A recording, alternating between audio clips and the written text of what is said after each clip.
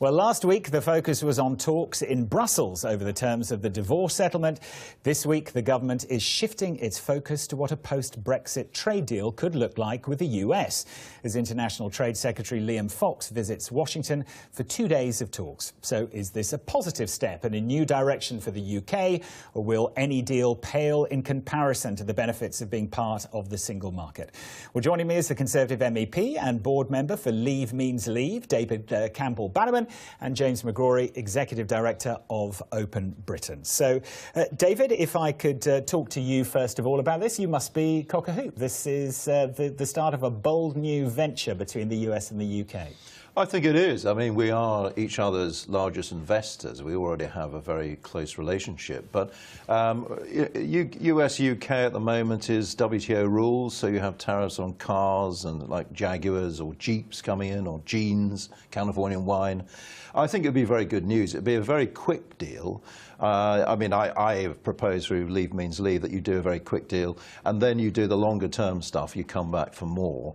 But clearly Washington really wants this deal very, very fast, as President Trump has said. But it's also, you know, Speaker Paul Ryan is behind it, Marco Rubio. There's a lot of goodwill in Washington. Get on with this. And it is one of the main benefits of Brexit, yes. Well, goodwill. We should be taking advantage of this, James. This is an opportunity, not a stumbling block. Look, free trade with the USA and indeed around the world is a good thing. I think people on both sides of the Brexit argument would agree on that. I think the piece of work that Liam Fox needs to do, which he's actually been asked to do by the Treasury, is to say, look, these are the trade deals that I'm seeking to do with the US and with other countries. Here are the benefits that I think they'll bring us. Will they balance out or increase the losses that we know are going to happen from leaving the single market and the customs union? Liam Fox has been asked to do that piece of work by the Treasury. Unsurprisingly, I think that answer has not been forthcoming, because they know the drop-off in trade with our largest partner, the European Union, from leaving the single market and the customs union will not be offset by new trade deals with the US and with other countries. I mean, that's true, isn't it, David Campbell Bannerman? I mean, we've got the Foreign Secretary down under at the moment in New Zealand and Australia, but even if we add that together, it's still not going to make up for what we potentially will lose from the EU. Well, I think this is a complete false argument. We want to retain trade with the EU. We are their largest customer, by the way, as well. Let's not forget that. We want to retain that, but it's only 44% of our exports now. 56% is the rest of the world. That's still a large percentage, though. Yeah, I'm not saying that deal would cover that, but the 56% is the rest of the world, and that's growing. The EU share is going to fall to 35% within 10 years. So we need to actually look for new opportunities. Where is the world growing? Australia is growing.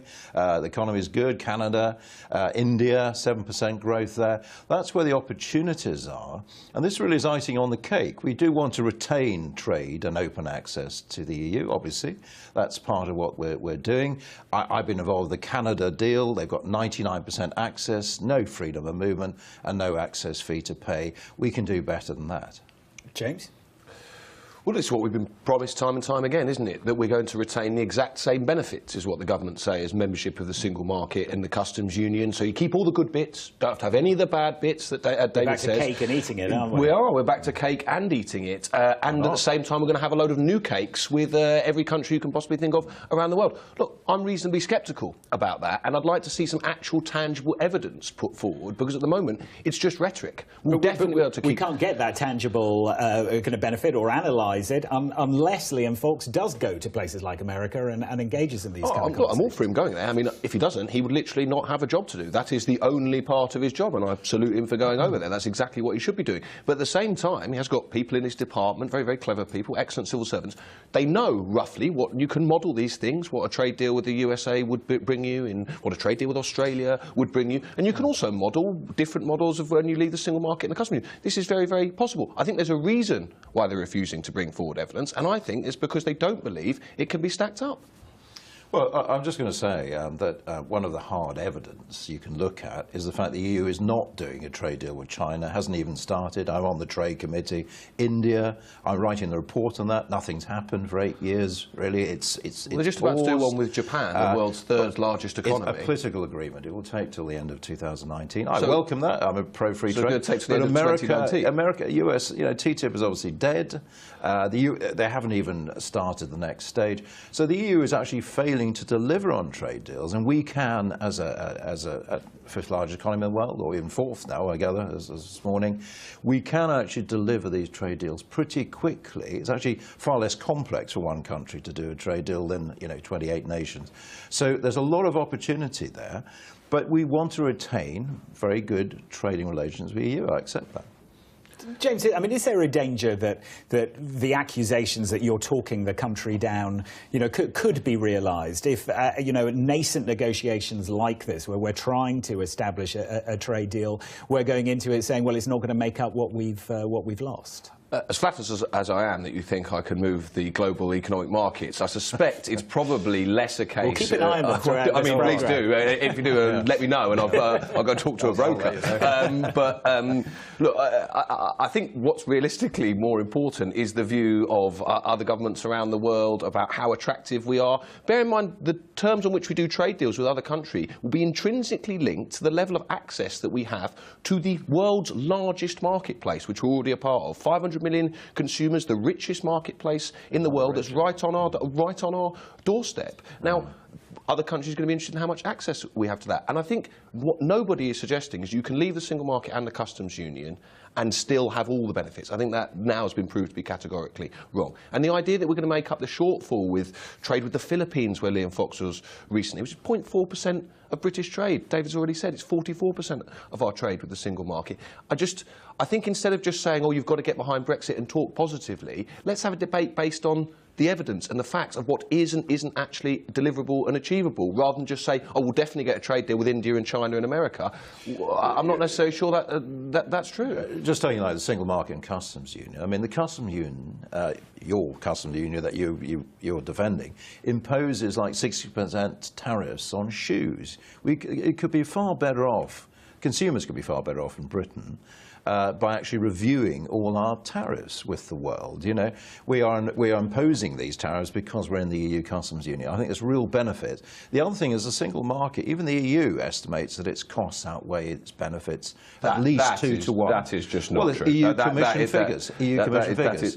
Over-regulation. So all the countries that are desperate to be of themselves said that it's a 2 to 1 disadvantage to be in the single market. The world's largest marketplace. EU Commission figures show that all the economic analysis that's been done by the Treasury, the Bank of England, this country, has shown significant benefit over decades to British membership of the single market, which is why you're saying you want to retain all the benefits of it. It does have benefits, because you've said you want to retain them.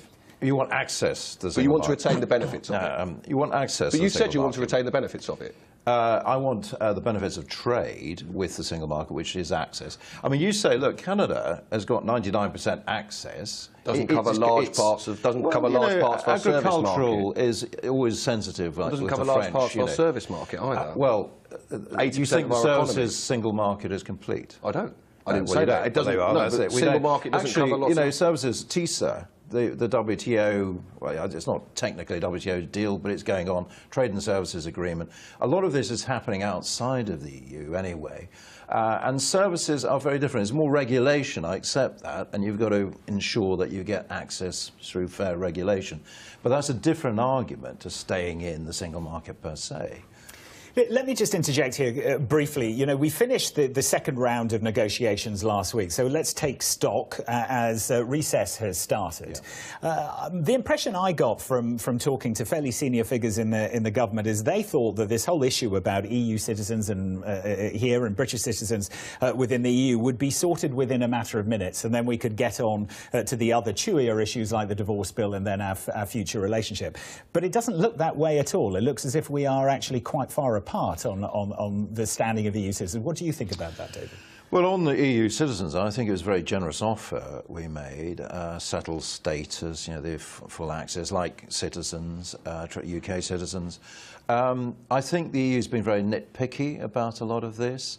Also, I think it's very mean of them to suggest that UK citizens in Spain or Ireland cannot go elsewhere and work elsewhere in the EU.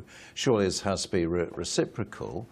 So I think there are difficulties, but it is negotiation, and you will get different positions which we work through. I think more seriously, what could completely be the brick wall on these talks, in my view, is the issue of cash. You know, you can't just say this is what we think you owe us without any real argument behind it. I mean, the British government is arguing for, well, how are you getting to any figure, 60 billion euros, 100 billion? I think it's nonsensical. I mean, I think we should pay our fees as long as we're a member, and, you know, it's 19 billion gross a year, it's 38 billion over 2 years in this Article 50 process. That we are committed to. But anything more than that, I just don't understand the logic of it, apart from the EU being broke, potentially. James, where do you think we're at after the second round finished? Well, I don't think we're very far along the line, are we? I don't think progress has been particularly good. And as you say, the rights of EU citizens and UK citizens living on the continent was supposed to be the low-hanging fruit. That was supposed to be the really easy stuff. I have to say, I think both sides need to move on this. I think the UK government needs to provide a bit more clarity on things like the cut-off date, and the EU, I think, needs to drop its ideological wedding to the European Court of Justice. But at the same time, I think Britain needs to accept there's going to have to be some sort of dual arrangement where we probably don't win all the time. You know, you can't enter into an agreement with another country or set of countries and get your way all the time. That just doesn't happen. So I'd like to see both sides move, sort this out, because it's causing real uncertainty for people, Brits abroad and EU citizens here, and it's not on. I think it's probably the one area that everybody agrees. I don't think it's a great sign for the negotiations, though, that we can't sort this out, because if you think this is difficult, wait till you, as David rightly points out, start talking about the budget, where, as the Foreign Secretary's told Europe, they can go whistle, which I thought was, from the supposed senior diplomatic voice in this country, hugely ill-judged. Regardless of your views on Europe, these are our closest allies. We're going to need to deal with them in a mature, responsible way forward, and the Foreign Secretary telling them they can go whistle, I don't think is that. Well, they're not going to hear him go whistling from down under. He's a long way away. James Rigori, thank you very much indeed. David Campbell Bannerman as well, thank you for Brexit, the rematch.